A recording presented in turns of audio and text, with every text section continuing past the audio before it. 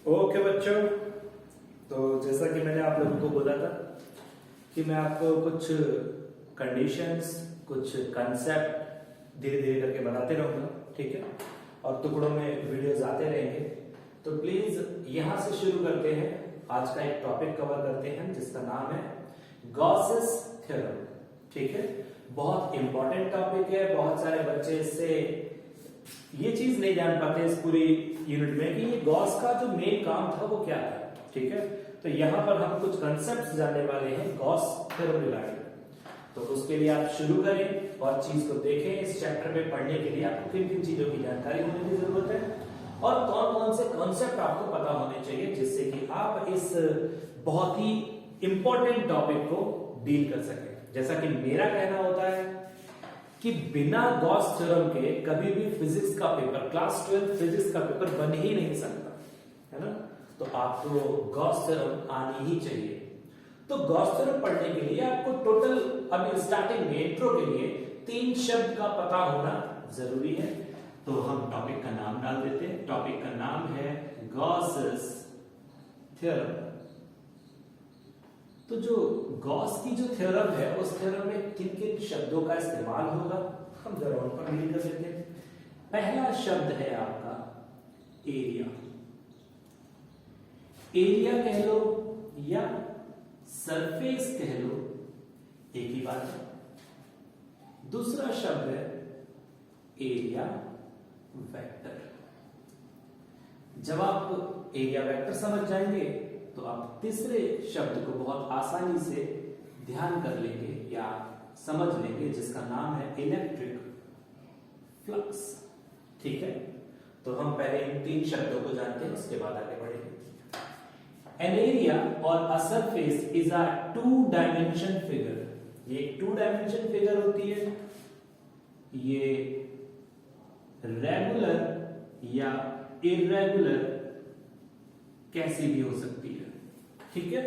Regular figure का मतलब ऐसी कोई भी फिगर जिसका शेप हो, यानी जिसका नाम हो, यानी कि ट्रायंगल, सर्कल, स्क्वायर, रेक्टेंगल, कोई भी 2-डायमेंशन फिगर जिसके पास एरिया हो वो हमारी सरफेस या एरिया कहला जा सकती है। And then we come to irregular figure. Irregular मतलब कोई भी शेप, इरेगुलर, ठीक है। It is not a defined shape, कोई सा भी शेप हो, आर्बिट्रेरी, ठीक है। इसे कहते हैं एरिया। सेकंड वर्ड समझने के लिए, एरिया वेक्टर को जानने के लिए हम एक बात बता दें आपको, the perpendicular component of surface, ठीक है। जैसे कि ये एरिया है, तो जब ये एरिया है तुम्हारे पास तो इसका परपेंडिकुलर यही तो है। मानकर चलो कि ये एरिया है आपके पास। जब ये एरिया है तो इसका परपेंडिकुलर इधर होगा, ठीक है। हमारे पास छत, तो छत का एरिया, तो छत का परपेंडिकुलर नीचे होगा। हमारे पास जमीन है, जमीन का एरिया, जमीन का परपेंडिकुलर ऊपर होगा। इस तरीके से जिस भी एरिया की आप बात करोगे उसका परपेंडिकुलर कंपोनेंट आपको क्या डिफाइन कर देगा कि ये एरिया वेक्टर को रिप्रेजेंट कर रहा है, ठीक है। Then area vector. तीसरा शब्द आपको दिखना चाहिए या तीसरा शब्द आपको समझ में आना चाहिए कि इलेक्ट्रिक फ्लक्स क्या होता है। इलेक्ट्रिक फ्लक्स का मतलब होता है number of electric field lines passing through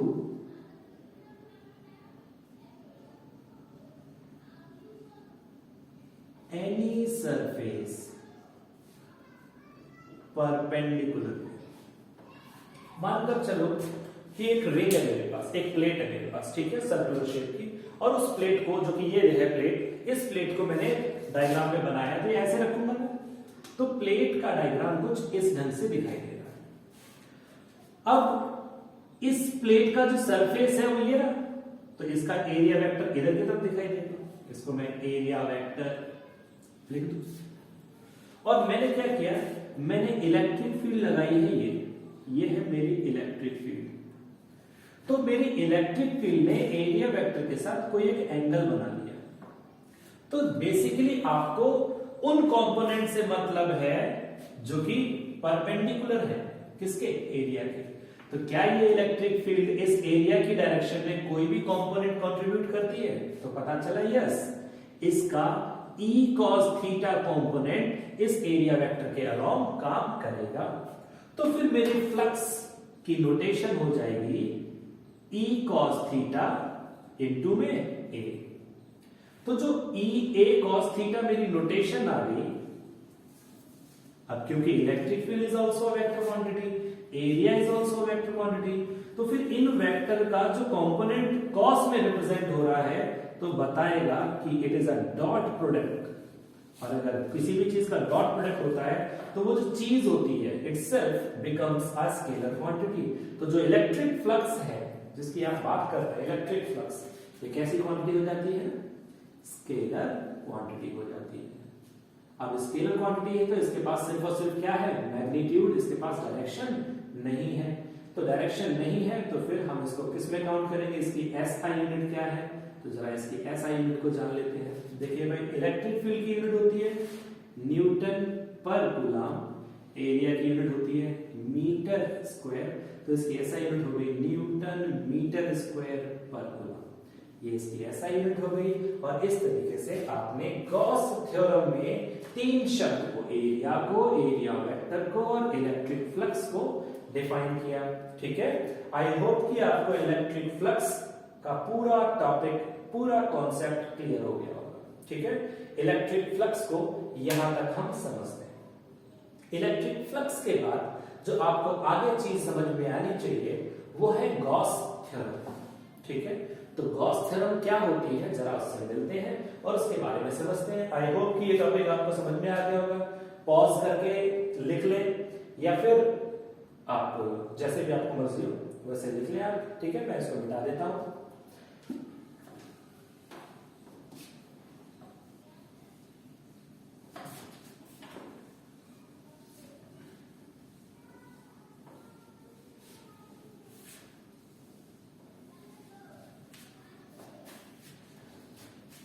चलिए आगे बढ़ते हैं। जब आगे बढ़ते हैं तो हम गॉस थ्योरम पे आते हैं। तो भाई गॉस एक व्यक्ति है और उस व्यक्ति ने अपने शब्दों के अकॉर्डिंग कुछ बात बताई। उसने बताई कि अगर आप एक लीनियर चार्ज डिस्ट्रीब्यूशन, यानी कि इसको सिंपल वर्ड में कहें सिस्टम ऑफ चार्ज, किसी सिस्टम ऑफ चार्ज, चाहे वो लीनियर चार्ज डिस्ट्रीब्यूशन हो या फिर सरफेस चार्ज डिस्ट्रीब्यूशन हो या फिर वॉल्यूम चार्ज डिस्ट्रीब्यूशन हो, यानी कि चाहे आप लैम्डा की बात कर रहे हो, चाहे आप सिग्मा की बात कर रहे हो, चाहे आप रो की बात कर रहे हो। अगर आप इनको नहीं जानते तो एक लाइन में सीख लें। Lambda means linear charge distribution, it is Q upon L. Sigma is surface charge distribution, a density that is Q upon A, and rho is a volume charge density, it is given by Q upon V. ठीक है, तो system of charge की वजह से किसी point charge पर, मान लो ये टेस्ट चार्ज है Q नॉट, इस टेस्ट चार्ज पर फोर्स कितनी काम करेगी? क्या आप ये पूरा वैल्यू बता सकते हैं? हमें पता चला कि नहीं। Due to the limitations of Coulomb's law, Coulomb's law की लिमिटेशंस की वजह से हम इसकी इलेक्ट्रिक फील्ड या इसकी फोर्स नहीं बता सकते स्ट्रेट अवे। रीजन कि हमें ये हक नहीं है, हमें ये कंडीशन नहीं है कि आप इन दोनों के लिए इलेक्ट्रिक फील्ड डायरेक्ट निकालें। वो सारी चीजें किसके लिए थी? सिर्फ और सिर्फ पॉइंट चार्ज के लिए थे। अगर दोनों पॉइंट चार्ज हैं तो उनके बीच में जो भी डिस्टेंस होता था उनकी बेसिस पर आप उनकी फोर्स निकाल देते थे। आंसर आता था K Q1 Q2 upon R square. It was known as Coulomb's law. लेकिन सिस्टम ऑफ चार्ज पर ये एप्लीकेबल नहीं है। तो गॉस ने क्या बोला? गॉस ने बोला मैं आपको फोर्स हो या इलेक्ट्रिक फील्ड हो या कुछ भी हो, मैं आपको हेल्प कर सकता हूं पूरे सिस्टम की वजह से पता करने में। तो उसने क्या किया, उसने क्या बातें बोली, उनको जरा समझना। उसने एक लॉ दी और उस लॉ में, या गॉसेस का लॉ, गॉसेस की थ्योरम, उस लॉ में उसने क्या बोला? उसने बोला आपके पास कोई भी चार्ज हो, ठीक है, आपको बस एक काम करना है, उसको घेरना है और जिस भी फिगर में या जैसे भी आप चाहे वैसे घेर सकते हैं और उस शेप को आप एक नाम दे दें या उस सरफेस को आप एक नाम दे दें और उसको क्या बोल दें आप, गॉसियन सरफेस। उसने बस इतनी मांग की। और आपको बता दूं कि Gaussian surface is not a 2 dimension figure, it is a 3D figure. ठीक है, आपको वॉल्यूम वाइज वो चीज कवर करनी पड़ेगी। अगर मानकर चलो ये मार्कर कोई चार्ज है तो आपको इस चार्ज को घेरने के लिए आपको पूरी एक वॉल्यूम की रिक्वायरमेंट है, जो इसको पूरे तरीके से घेर ले। ठीक है, पूरा एक एनवलप बनना चाहिए चारों तरफ से, तो तब जाकर वो चार्ज आपका घिर पाएगा। तो मैंने माना कि ये प्लस का चार्ज है, ठीक है, जिसको आपने घेर लिया, तो इस सरफेस को क्या नाम दिया आपने, गॉसियन सरफेस। तो गॉस का जो लॉ है, गॉस की जो थ्योरम है, उसमें वो कहते हैं that flux, electric flux is 1 upon epsilon naught times to the total charge enclosed by the Gaussian surface। जो भी फ्लक्स आपको अगर पता करनी है तो उस फ्लक्स का पता करने के लिए आप 1 upon epsilon naught का मल्टीप्लाई कर दें उस चार्ज में जो आपने घेर रखी है, यानी गॉसियन सरफेस से जो चार्ज आपने घेर रखा है उसका 1 upon epsilon naught पे मल्टीप्लाई कर देंगे तो आपको क्या मिल जाएगा, टोटल फ्लक्स मिल जाएगी। तो इस तरीके से हमें फ्लक्स की डेफिनेशन मिल गई, या फिर गॉस थ्योरम की हेल्प से हमें एक और नई नोटेशन मिल गई फ्लक्स की, that is Q upon epsilon naught। मानकर चलो कि इसमें 3 चार्ज होते हैं, Q1, Q2 और Q3, तीनों प्लस के होते। तो गॉस कहते हैं कि आपको जो यहां पर बताना है वो Q नहीं बताना है, आपको बताना है Q टोटल, कि उस एरिया ने, उस गॉसियन सरफेस ने टोटल कितना चार्ज घेर रखा है, उस वॉल्यूम ने टोटल कितना चार्ज घेर रखा है। तो भाई Q टोटल कितना हो जाएगा, Q1 प्लस के Q2 प्लस के Q3। तो फ्लक्स की रोटेशन कितनी हो जाएगी, Q1 प्लस के Q2 प्लस के Q3 अपॉन एप्सिलॉन। मानकर चलो कि इसी सिस्टम में हमारे पास कोई चार्ज होता कि Q1 प्लस का है, Q2 माइनस का है, Q3 प्लस का है, तो फिर हमारे पास जो फ्लक्स की रोटेशन हो जाती गॉस थ्योरम के अकॉर्डिंग वो होती phi बराबर 1 upon epsilon naught into Q total. तो टोटल चार्ज कितना है, Q1 प्लस का था, Q2 माइनस का था एंड Q3 अगेन प्लस का था, तो मेरा नेट चार्ज आ रहा था Q1 माइनस Q2 प्लस के Q3 अपॉन एप्सिलॉन नॉट। ये मुझे फ्लक्स की एक नोटेशन मिल गई जो कि किसने दी, गॉस थ्योरम ने दी। तो गॉस थ्योरम की इस नोटेशन को और गॉस थ्योरम की जो प्रीवियस नोटेशन थी phi बराबर E डॉट A या फिर phi बराबर E डॉट ds, इसका क्या करें भाई, इसको भी यूज में लेंगे और इसको भी यूज में लेंगे, तब जाकर हमें इलेक्ट्रिक फील्ड के कॉन्सेप्ट का पता चलेगा। और हमें अगर इलेक्ट्रिक फील्ड पता चल जाएगी तो फोर्स के लिए सिंपल सा काम हो जाएगा, आप चार्ज का मल्टीप्लाई E में कर देंगे तो फोर्स पता चल जाएगी। तो अगर मुझे फोर्स पता करनी हो किसी सिस्टम ऑफ चार्ज की वजह से तो भी पता कर सकते हैं। अगर फोर्स पता करनी, इलेक्ट्रिक फील्ड पता करनी हो तो गॉस थ्योरम का मेन काम है। यानी कि गॉस थ्योरम आपको क्या हेल्प करके दे रहा है, गॉस थ्योरम आपकी हेल्प कर रहा है to find the electric field due to system of charges. अगर आपके पास सिस्टम ऑफ चार्ज है, यानी linear charge density, surface charge density या वॉल्यूम चार्ज डेंसिटी, तो उसकी वजह से किसी भी पॉइंट इन इट्स सराउंडिंग अगर आपको इलेक्ट्रिक फील्ड पता करनी है तो Gauss theorem is there to help you. ठीक है, वो क्या करने वाला है, वो आपको इलेक्ट्रिक फील्ड की नोटेशन पता करके देगा। उसके लिए आपको क्या क्या चीजें करनी पड़ेंगी, वन बाय वन आते हैं। सबसे पहले you must enclose that charge. क्या करोगे, आप उस चार्ज को घेर लोगे, एनक्लोज दैट चार्ज। अब आपने चार्ज घेर लिया, ठीक है, चार्ज घेर लिया तो आपने जिससे घेरा है, जिस भी शेप से घेरा है उसको क्या नाम दे दें, उसको आप बोल दे गॉसियन सरफेस। ठीक है, उस शेप का नाम रख दे गॉसियन सरफेस। तो जो फ्लक्स होगा उस सरफेस के अंदर, उस वॉल्यूम के अंदर, that will be given bye 1 upon epsilon naught times to the total charge enclosed in it। ठीक है, phi total is equals to 1 upon epsilon naught into Q total। अब Q प्लस के भी हो सकते हैं, Q माइनस के भी हो सकते हैं, उसकी बेसिस पर आप अपनी नोटेशन को डिफाइन कर लेंगे। ठीक है, तो ये था हमारे गॉस का थ्योरम। अब ये क्या करेगा आपको, ये आपको प्रीवियस टर्म जो गॉस यानी फ्लक्स की जो प्रॉपर डेफिनेशन है उनसे रिलेट कराकर इलेक्ट्रिक फील्ड फाइंड करने में हेल्प करेगा, जिसके लिए मैं वन बाय वन आपको दिखाने वाला हूं चीजें। ठीक है, तो इतनी बात अगर समझ में आ गई है तो फिर मुझे बताएं और मैं इसके आगे चलता हूं और आपको समझाता हूं किस तरीके से अगला टर्म यानी कि गॉस थ्योरम हमारी हेल्प करेगा टू फाइंड इलेक्ट्रिक फील्ड। कोई दिक्कत इतने में? चलिए तो मैं मिटा दूं इन सबको और फिर अगले टॉपिक पर आ जाते हैं।